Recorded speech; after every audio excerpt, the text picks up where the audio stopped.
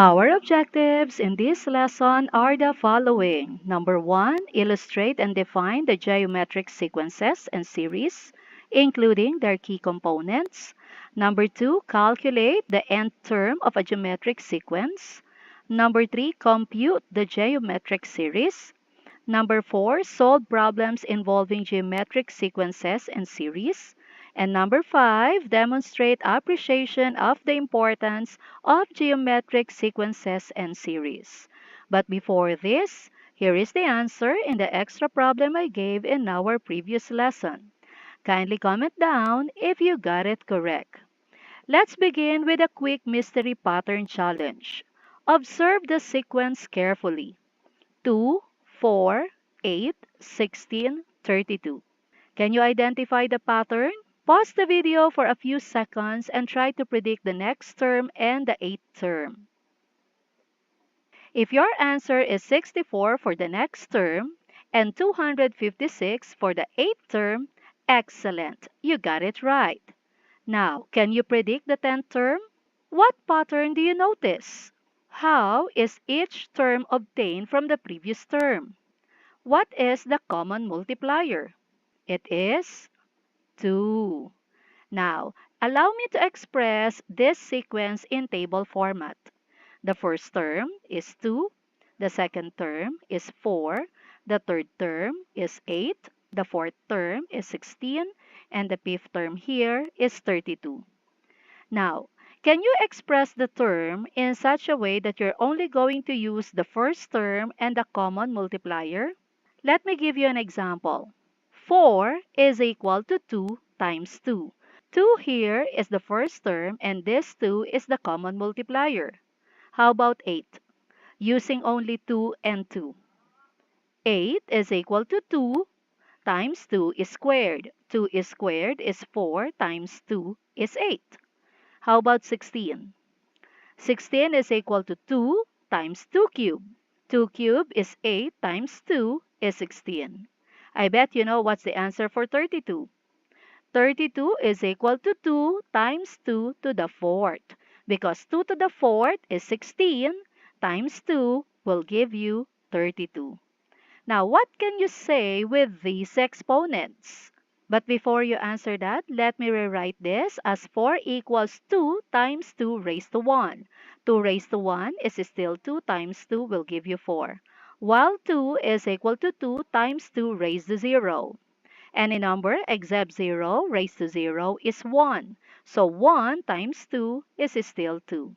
Now tell me, what do you observe with these exponents? They are in increasing order, okay? What else? I want you to compare these exponents with the term number. For instance, if the term number is 1, the exponent is 0. If the term number is 2, the exponent is 1. If the term number is 3, the exponent is 2. If the term number is 4, the exponent is 3. If the term number is 5, the exponent is 4. What do you notice?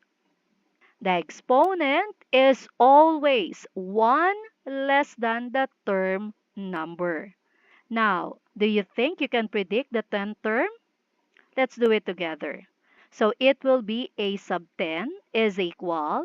This one is the first term. So that is 2 multiplied by this 2 here is our common multiplier. And then the exponent is 1 less than the term number. So if we are looking for 10th term, it means the exponent should be 9. So we're going to multiply this by 2 raised to 9. And 2 raised to 9 is 512. 512 times 2 will give you 1024. Do you agree that the 10th term is 1024? Let us see. I'm going to list down from the first term up to the 10th term, starting from 2 with a common multiplier of 2 in determining the next number. So we have here term 1, 2, term 2, 4, 8, 16, 32, all the way to term 10. And indeed, the 10th term is 1024.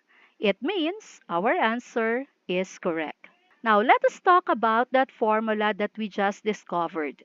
We can express that in general as a sub n equals a sub 1 times r raised to n minus 1. This is the formula for finding the nth term of geometric sequence. Remember last time we talked about arithmetic sequence. Today we're talking about geometric sequence. I'll define this later. Let us define first the variables in our formula. A sub n is the nth term. A sub 1 is the first term. R is the common ratio, and it also has a formula which is R is equal to A sub n plus 1 divided by A sub n. Don't be confused with this. This only means that to find the common ratio, we just have to divide a term by the previous term in the sequence. And n here is the position of the term. So now let us define geometric sequence. It is a sequence of numbers in which each term after the first is obtained by multiplying the preceding term by a constant called common ratio. Let us recall our previous example. We have 2, 4, 8, 16, 32. What is the common ratio here? To solve, again, we just have to divide the term by the previous term. Let's take, for instance, 4. We're going to divide it by the previous term. So 4 divided by 2 is 2. 8 divided by 4 is 2. 16 divided by 8 is 2. 32 divided by 16 is 2. So meaning to say, the common ratio is 2. Once you determine the common ratio, you just have to multiply the current term by it in determining the next term. Since this sequence has a common ratio of 2, then this sequence is a geometric sequence. Now let's talk about geometric series. The geometric series is the sum of the terms of a geometric sequence. Just like in arithmetic series, we also have two formulas for this. Here is the first one, and we use this when r is not equal to 1. Suppose r is equal to 1 and we substitute it here, 1 minus 1 will give us 0. And any number except 0 divided by 0 will make the term undefined. So that's why r should not be equal to 1. Another formula is this one. We use this when our common ratio is less than 1 but greater than negative 1. Meaning to say the common ratio is a fraction like 1/2, 1/3, 1/4. Now, S sub n here is the sum of the first n terms. A sub 1 is still the first term. R is the common ratio and n is the number of terms. Let's have some examples. Determine R for 81, 27, 9, 3. Let us recall the formula for R. Again, to determine the common ratio, we just have to divide a term by the previous term in the sequence. So I'll consider 3 and I'll divide this by 9. The previous term is 9. So R is equal to 3 over 9. And this will give me 1/3. I'll take another one. This time 9 divided by the previous term 27. So 9 divided by 27. Both are divisible by 9. So in lowest term, this is also 1/3. So our R in this sequence is 1/3. Let's have another one. Determine R for 6, 18, 54, 162, and so on. Let's recall again our formula. I'll take 162 divided by 54. 162 divided by 54 is equal to 3. I'll take another one, this time 54 divided by the previous term, 18. And 54 divided by 18 is also 3. So the common ratio for this sequence is 3. Let's have another example, this time finding the nth term. Given a sub 1 is equal to 4 and r is equal to 2. We are going to look for a sub 5. Let us recall the formula for finding the nth term of geometric series. A sub n here will be a sub 5. A sub 1 is 4. Our r is 2 and our n is 5. Substituting those values, 5 minus 1 is 4. 2 raised to 4 is 16 and 16 times 4 is 64. So the fifth term is equal to 64. Let's have another one. Given a sub 1 is equal to 5 and r is equal to 4, let us find a sub 7. Again, our formula, a sub n would be a sub 7, a sub 1 is 5, our r is 4, our n is 7. 7 minus 1 is 6. 4 raised to 6 is 4,096, and 4,096 times 5 is 20,480. Another set of example, finding nth term given a sequence. Find the 10th term of 3, 9, 27, and so on. So our a sub 1 here, the first term is 3. Let us determine the ratio. Let's get one term divided by the previous term. So let's say 9 divided by 3, and that is equal to 3. We are looking for the 10th term, so our n is equal to 10. Let's recall our formula. A sub n would be a sub 10. A sub 1 is 3. Our r is 3. Our n is 10. And 10 minus 1 is 9. So this will be 3 raised to 9. And 3 raised to 9 is 19,683. Multiply it by 3, we have 59,049. Let's have another one. Find the fifth term of 2, 8, 32, 128, and so on. Our first term, a sub 1, is 2. Let us solve for our common ratio r. Let us use 8 divided by 2, and that is equal to 4. Since we are looking for the fifth term, our n is equal to 5. Let's recall our formula. A sub n would be a sub 5. A sub 1 is 2. Our r is 4. Our n is 5. So 5 minus 1 is 4. So we have 4 to the fourth power is 256. And 256 times 2 is 512. This time, let us look for a missing term. We have here 7, blank, 63, 189. If this is the case, you just have to look for the common ratio. And to do that, let us get one term and divide it by the previous term. So 189 divided by 63. And this will give us 3. Now, to solve for the missing term, we just have to multiply 7 by the common ratio. And 7 times 3 will give us 21. Now, let us check if this is correct.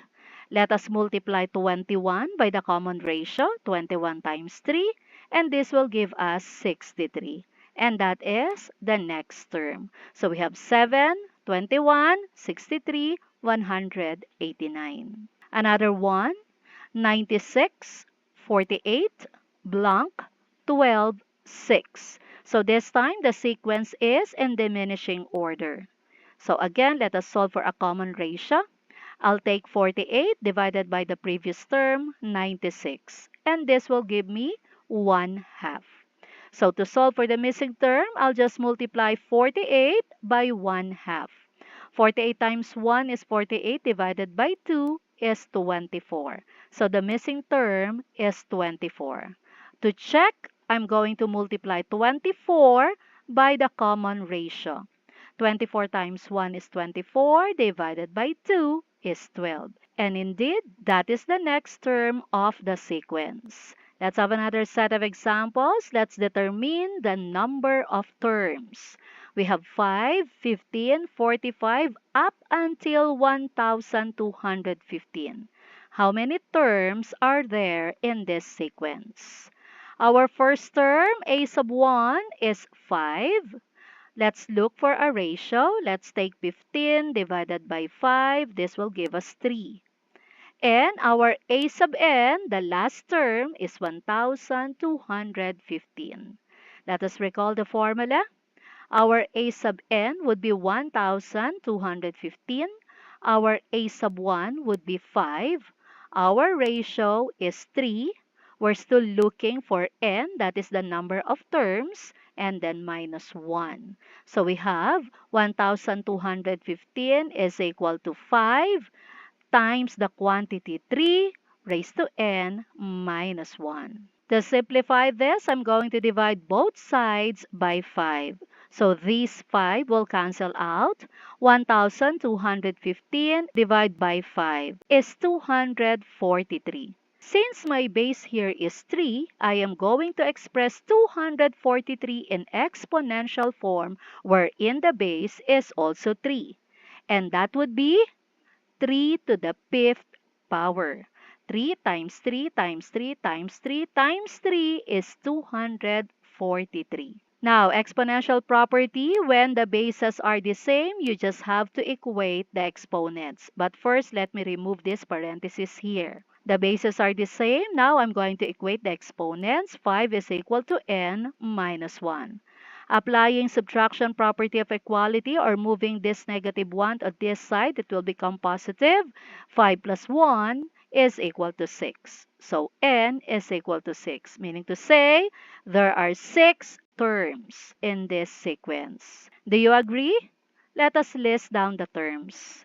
So the first term is 5 multiplied by the common ratio 3 will give you 15, multiplied by 3 is 45, multiplied by 3 is 135, multiplied by 3 is 405, multiplied by 3, 1,215. That's our last term. And there are 1, 2, 3, 4, 5, 6. Indeed, there are 6 terms.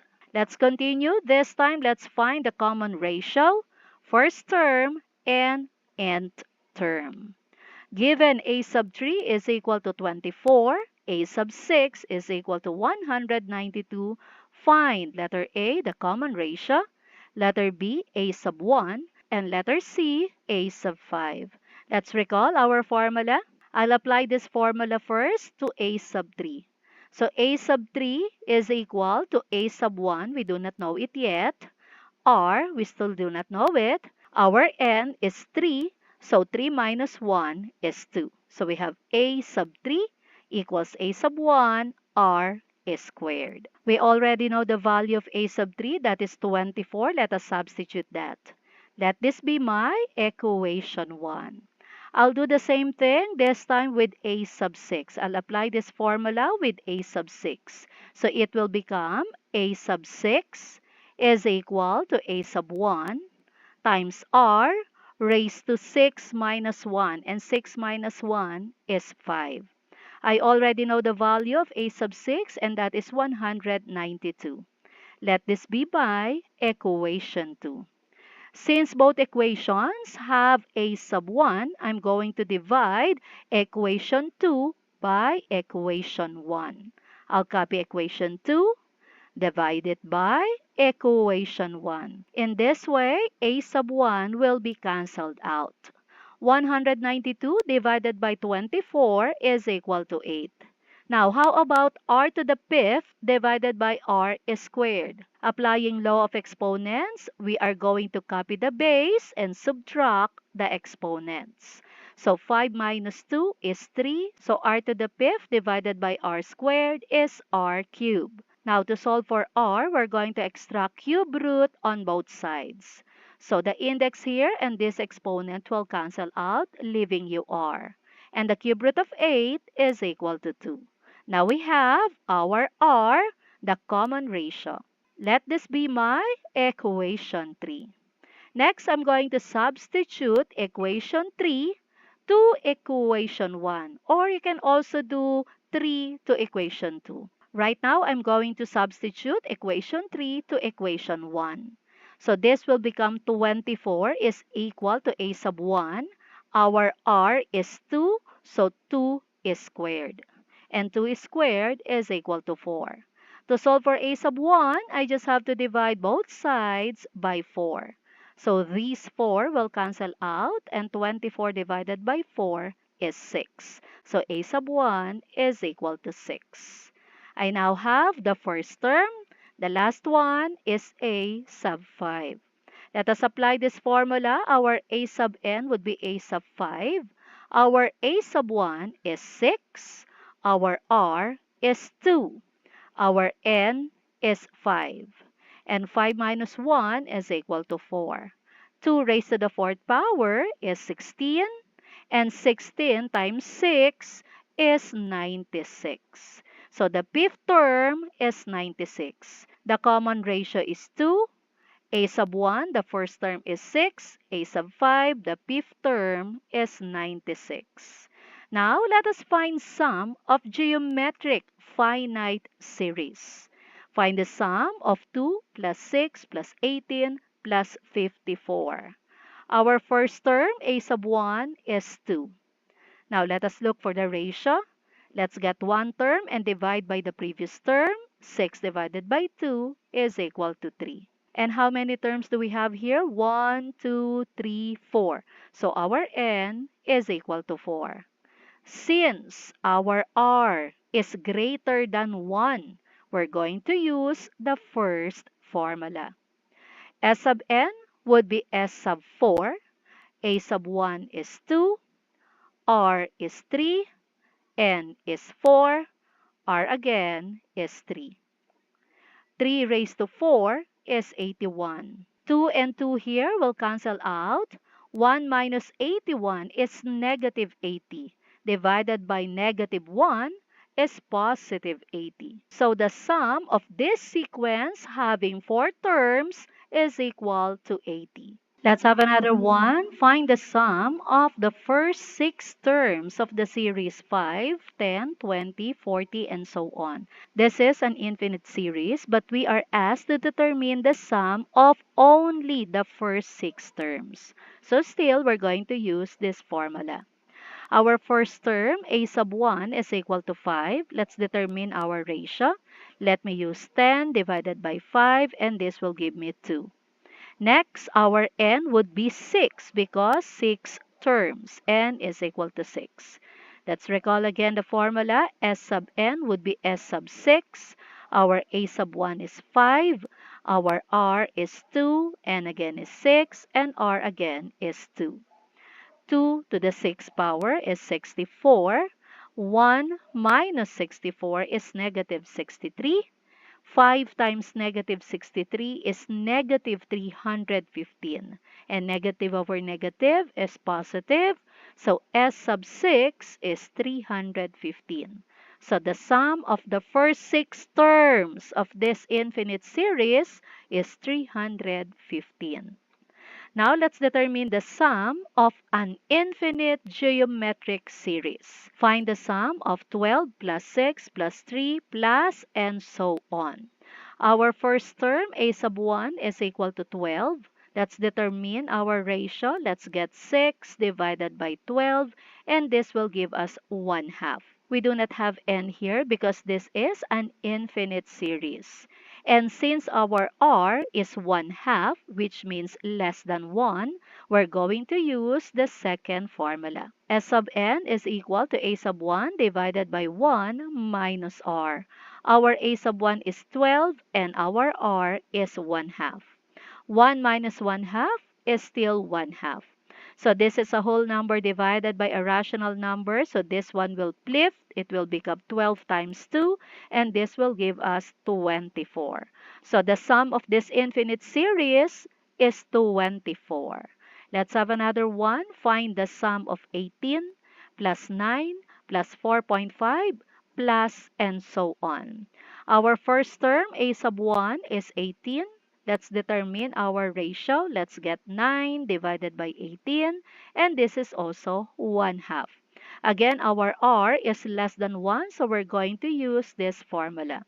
A sub 1 is 18 and our r is 1 half.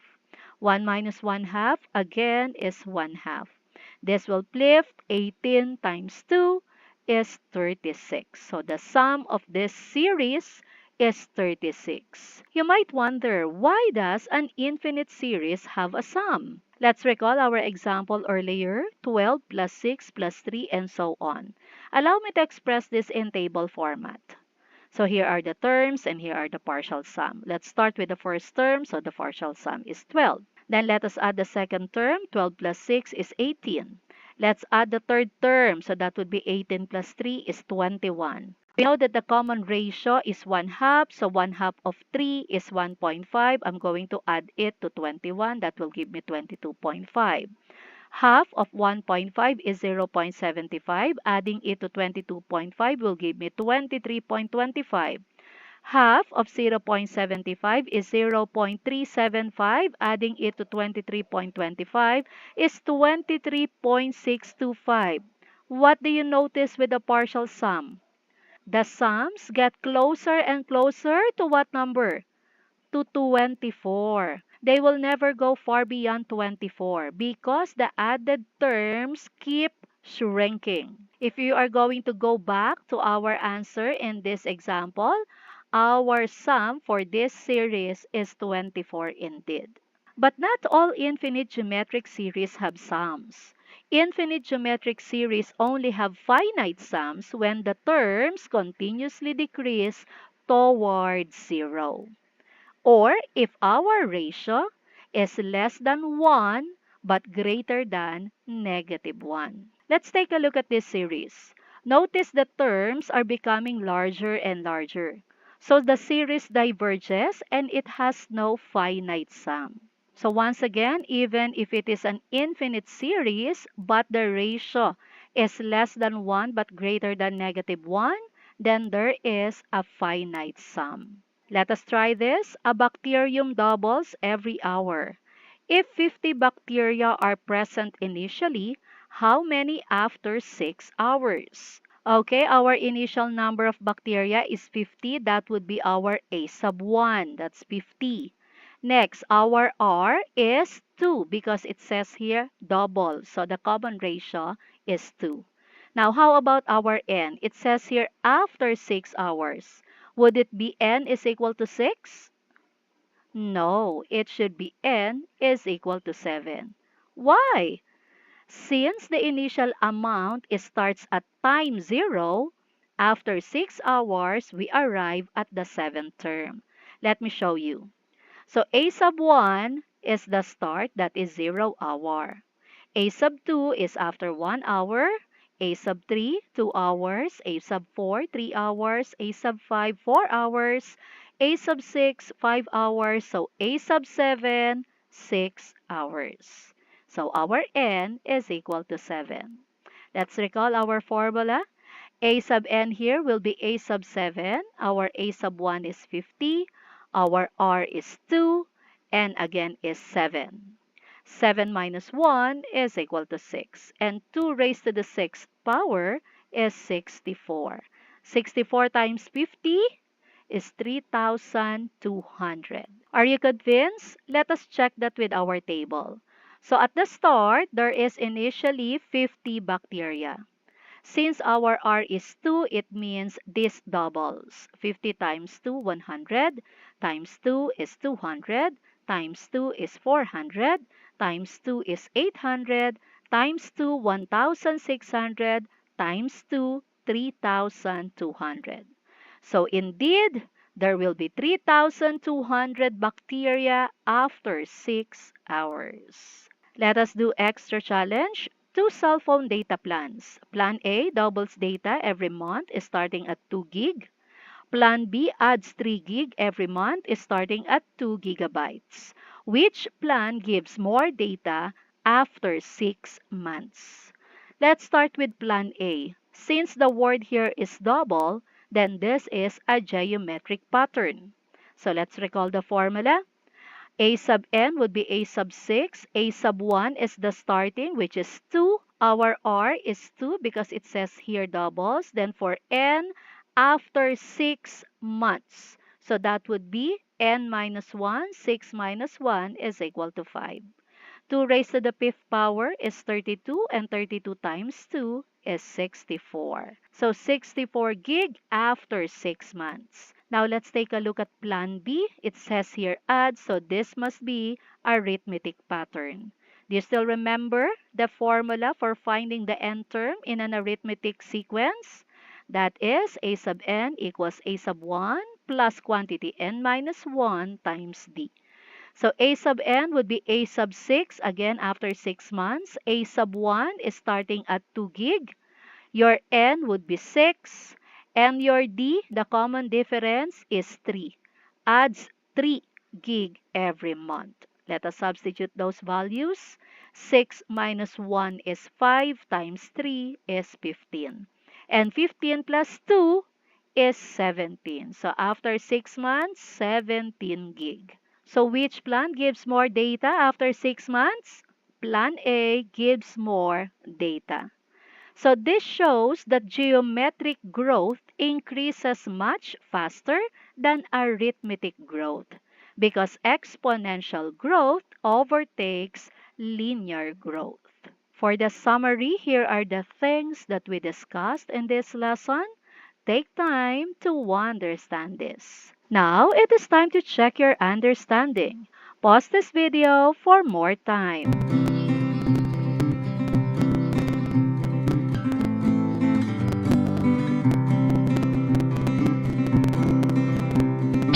Let us answer. A student-led fundraising campaign doubles donations every day. 50, 100, 200, 400, and so on. Letter A. Determine the amount of donation on the sixth day. Letter B. Explain why this model is powerful for fundraising. Okay, our A sub 1, the first term is 50. Let's solve for our ratio. It says here double, so our R is equal to 2.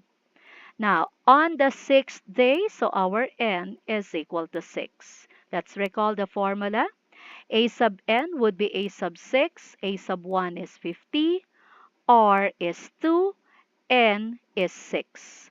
6 minus 1 is 5. 2 to the 5th power is 32. And 32 times 50 is 1,600. So to answer letter A, the donation on the sixth day would be 1,600. Letter B, explain why this model is powerful for fundraising. So this model is powerful because a small support, started as small, can grow significantly through exponential growth. Gets? If you find this lesson helpful, don't forget to hit the like button and leave a comment. Share this video to reach more learners and subscribe to support the channel. To help you truly master this topic, here is an extra problem for you to work on. Watch out for my next video lesson where I reveal the answer. Keep practicing, keep learning, and as always, you've got this with Mom's C Cube. Our next lesson is Applications of Sequences and Series in Financial Mathematics, Understanding Appreciation, Depreciation, Compound Interest, Loans, Mortgage Payment, and Investment Growth.